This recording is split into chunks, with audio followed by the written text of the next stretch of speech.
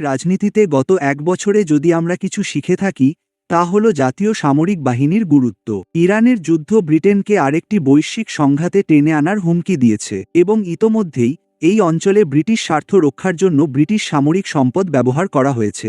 ইউক্রেনের যুদ্ধে যুক্তরাজ্য একজন আগ্রাসনকারীর বিরুদ্ধে লড়াইয়ে তার মিত্রকে উল্লেখযোগ্য সামরিক সম্পদ সরবরাহ করেছে এবং ব্রিটিশ প্রতিরক্ষা সচিব সম্প্রতি বলেছেন যে যুক্তরাজ্যের উত্তরের জলসীমায় তার ও পাইপলাইনের ওপর রুশ সাবমেরিনগুলো একটি গোপন অভিযান চালিয়েছে।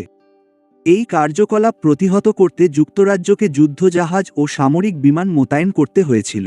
বিশ্ব যে আর আগের মতো শান্তিপূর্ণ নেই তা স্পষ্ট, তবে তা সত্ত্বেও ব্রিটিশ সামরিক বাহিনীকে এই নতুন বিশ্বের জন্য শোচনীয়ভাবে অপ্রস্তুত বলে মনে হচ্ছে। এ বিষয়ে আলোচনা করতে গিয়ে লেবার পার্টির প্রাক্তন প্রতিরক্ষা সচিব এবং স্ট্র্যাটেজিক ডিফেন্স রিভিউ এর লেখক লর্ড জর্জ রবার্টসন বলেছেন যে যুক্তরাজ্যের নিরাপত্তা বিপন্ন এবং ডাউনিং স্ট্রিট প্রতিরক্ষা বিষয়ে এক ক্ষতিকর আত্মতুষ্টি দেখিয়েছে। সুতরাং এই ভিডিওতে আমরা যুক্তরাজ্যের সামরিক সংকট, আমরা কিভাবে এই পরিস্থিতিতে পৌঁছালাম এবং সরকার এটি সমাধান করতে আগ্রহী কিনা তা খতিয়ে দেখব। ১৯৯০ সালে সেনাবাহিনীতে ১,৫৩,০০০ নিয়মিত সৈন্য ছিল। কয়েক দশকের হ্রাসের কারণে ব্রিটেনে এখন মাত্র ৭৩,৭৯০ জন সৈন্য রয়েছে, যা আগের সংখ্যার প্রায় অর্ধেক।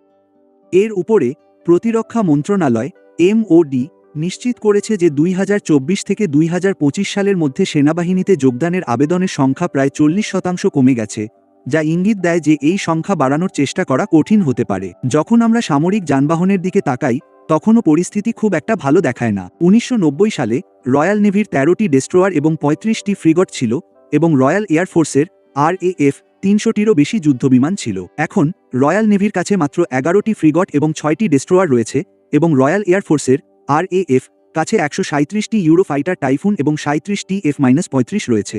এখন এখানে কিছুটা ভারসাম্য আনার জন্য এটা বলা যেতে পারে যে এই সরঞ্জামগুলোর মধ্যে কিছু স্পষ্টতই আরও আধুনিক, বিশেষ করে যুদ্ধবিমানগুলো। এবং এটাও উল্লেখ করার মতো যে যুক্তরাজ্যের কাছে এখন বেশ কিছু চালকবিহীন ড্রোন রয়েছে যা যুদ্ধ পরিস্থিতিতে ব্যবহার করা যেতে পারে। সুতরাং ব্রিটিশ সামরিক বাহিনী ছোট এবং তাই খারাপ, এই কথাটি পুরোপুরি সত্য নয়। তবে নিয়মিত সৈন্য সংখ্যা হ্রাসের পাশাপাশি সামগ্রিকভাবে বিবেচনা করলে স্পষ্টতই একটি পতন ঘটেছে। এবার লর্ড রবার্টসনের করা দ্বিতীয় দাবিতে আসা যাক যে আমরা একটি ক্রমবর্ধমান কল্যাণমূলক বাজেট দিয়ে ব্রিটেনকে রক্ষা করতে পারি না। ১৯৮০ সালে প্রতিরক্ষা ব্যয় ছিল জিডিপির প্রায় ৪% এবং কল্যাণমূলক ব্যয় ছিল ২%, এর সামান্য বেশি। এখন এই চিত্রটি উল্টে গেছে এবং প্রতিরক্ষা ব্যয় জিডিপির ২%, এর সামান্য বেশি এবং কল্যাণমূলক ব্যয় জিডিপির ৪%, এর সামান্য বেশি। সুতরাং মনে হচ্ছে যে কল্যাণমূলক ব্যয় বাড়ার সাথে সাথে প্রতিরক্ষা ব্যয় কমেছে। তবে আমাদের এটা স্পষ্ট করে বলা উচিত যে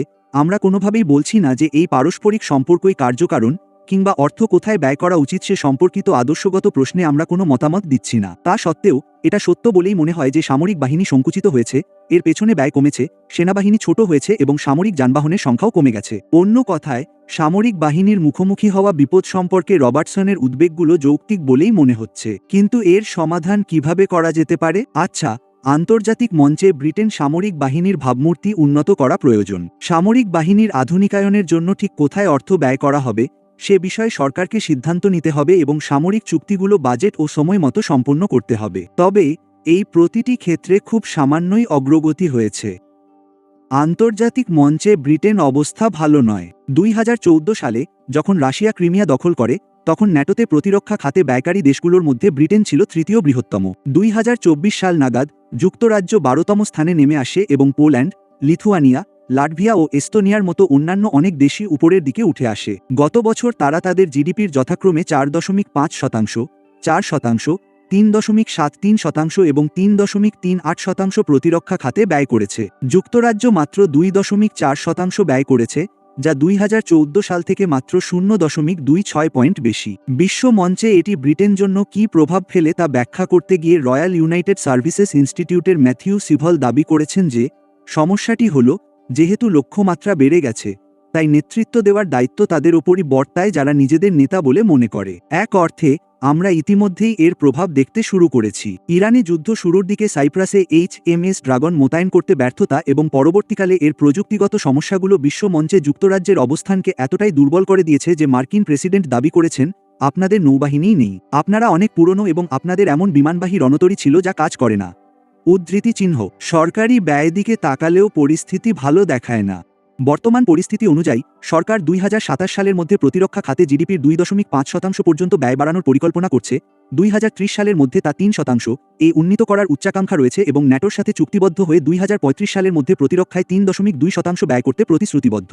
যদিও এই লক্ষ্যমাত্রাগুলো বজায় রাখলে ব্রিটেন বিশ্বাসযোগ্যতা পুনরুদ্ধারে কিছুটা সাহায্য হতে পারে, তবে এক্ষেত্রে ইতোমধ্যেই কিছু সমস্যা দেখা দিয়েছে। সরকারের প্রতিরক্ষা বিনিয়োগ পরিকল্পনা বা ডিআইপি, যা প্রতিরক্ষা খাতে ব্যয় ঠিক কোথায় বরাদ্দ করা হবে তা নির্ধারণ করবে, তা সরকারের অভ্যন্তরে এই অর্থ ঠিক কোথায় ব্যয় করা উচিত সে বিষয়ে মতবিরোধের ফলে বিলম্বিত হয়েছে বলে জানা গেছে। এছাড়াও 28 বিলিয়ন পাউন্ডের ব্যয় ঘাটতির খবর পাওয়া গেছে। সব মিলিয়ে এটি প্রতিরক্ষা জগতে সরকারের কাছ থেকে কি আশা করা উচিত সে সম্পর্কে ব্যাপক অনিশ্চয়তা তৈরি করেছে।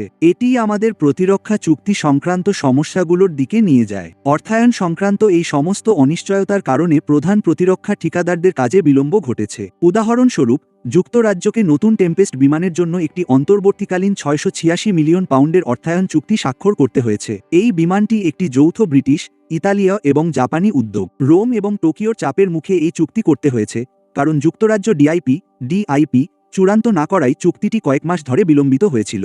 একইভাবে হেলিকপ্টার নির্মাতা লিওনার্দো সতর্ক করেছে যে নতুন মাঝারি হেলিকপ্টার বা এনএমএইচ এর জন্য 1 বিলিয়ন পাউন্ডের ক্রয় চুক্তি স্বাক্ষরিত না হলে যুক্তরাজ্যের একমাত্র দেশীয় হেলিকপ্টার উৎপাদন কেন্দ্র তাদের ইয়োভিল শাখায় কর্মী ছাঁটাই হতে পারে। মন্ত্রীরা এর বিরোধিতা করে দাবি করেন যে ডিআইপি প্রকাশিত না হওয়া পর্যন্ত কোনো সিদ্ধান্ত নেওয়া হবে না। পর্যন্ত তারা নথি স্বীকার করেন। এফটি এর মতে কিছু ব্যবসা বিদেশে কার্যক্রম স্থানান্তরের কথা বিবেচনা করেছে। লিওনার্দোর মতো অন্যরা দেউলিয়া হওয়ার ঝুঁকি নিয়েছে এবং কেউ কেউ যুক্তরাজ্য সরকারের সৃষ্ট অনিশ্চয়তার জন্য একটি ঝুঁকি প্রিমিয়াম যোগ করেছে।